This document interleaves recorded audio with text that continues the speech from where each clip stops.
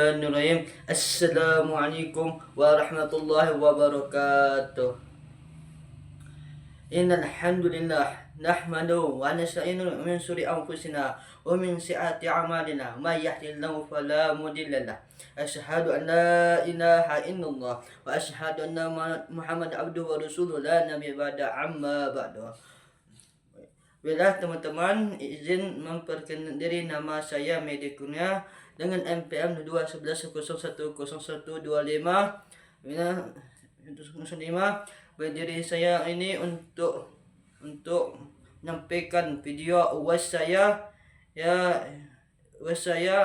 tugas UAS saya mata kuliah Al-Quran dan Hadis.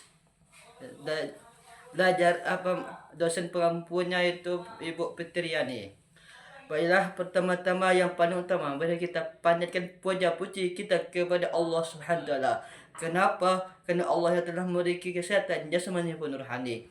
Kedua kalinya, marilah kita salawat bersalam kepada junjungan kita Nabi Muhammad SAW yang telah membawa kita dari zaman kegelapan, zaman jahiliyah, menuju zaman termenderang yang kita rasa saat ini. Hadirin rahimakumullah.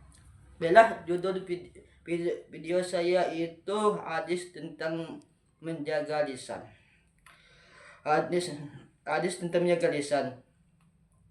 Menjaga lisan merupakan satu ajaran penting dalam Islam. Lisan memiliki potensi untuk menggunakan kebaikan maupun keburukan.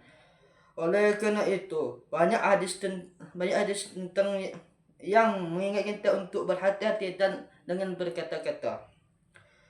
Berikut ini adalah beberapa hadis yang menekankan pentingnya menjaga lisan. Yang pertama itu hadis pertama, bahaya lisan. Rasulullah SAW bersabda, barang siapa yang beriman kepada Allah dan hari-hari, maka hendaklah ia berkata baik atau diam. Hadis Bukhari dan Muslim. Hadis ini menekankan bahawa orang sejati seharusnya selalu mempertimbangkan ucapannya. Jika tidak ada yang baik untuk diucapkan, diam adalah pilihan terbaik. Diam bukanlah tanda kelemahan, melainkan untuk kebijaksanaan dan kehati-hatian dalam berbicara. Itu hadis kedua, ucapan yang menyebabkan masuk neraka. Yang dari Abu Hurairah radhiyallahu anhu, Rasulullah SAW bersabda, sesungguhnya yang seorang hamba bicara dengan satu kata yang tidak meretikan, namun kerana hal ini terkincir di dalam neraka yang jaraknya lebih jauh dari timur dan barat. Hadis riwayat Bukhari dan Muslim. Hadis ini mengingatkan bahawa ucapan yang kita anggap sepele bisa membawa dampak buruk yang besar. Oleh kerana itu, wahai saudara-saudaraku sekiranya, penting untuk selalu berfikir sebelum bicara dan memastikan bahawa setiap perkataan kita tidak menyinggung atau menyakiti orang lain. Hadis ketiga, keutamaan menjaga lisan. Rasulullah SAW bersabda, barang siapa yang dapat menjamin umatku yang ada di antara dua rahangnya lisan dan apa yang ada di antara dua kakinya kemaluannya, maka aku menjamin baginya surga. Hadis riwayat Bukhari dan Muslim.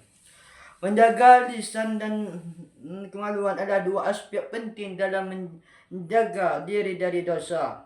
Dari hadis ini menunjukkan bahawa dengan mengendalikan lisan kita bisa dapatkan jaminan surga dari Nabi SAW. Hadirin rahimakumullah. Tipe-tipe menjaga lisan. Yang pertama, berfikir sebelum bicara.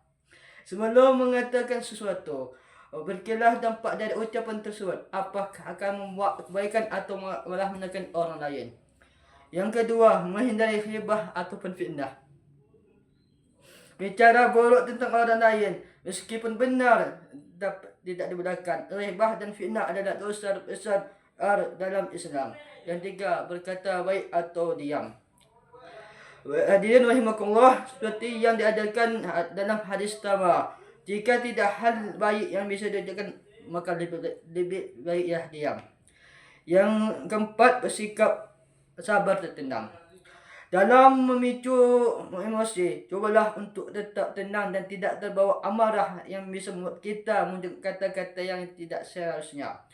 Yang kelima, berdoa kepada Allah Subhanahu wa taala.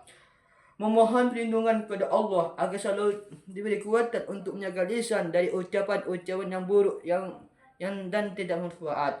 Hadirin rahimakumullah. Nah, dengan mengikuti nasihat di sini, kita tepat bijak dalam menggunakan lisan kita sehingga tidak punya menunjukkan di kita dari dosa, tetapi juga menunjukkan daripada ridha Allah dan surganya. Bila itulah yang dapat saya sampaikan. Kalau memang ada bendanya itu datang dari Allah SWT. Kalau memang itu ada kesalahan itu dari kebodohan ana di sini. Saya pamit. Assalamualaikum warahmatullahi wabarakatuh.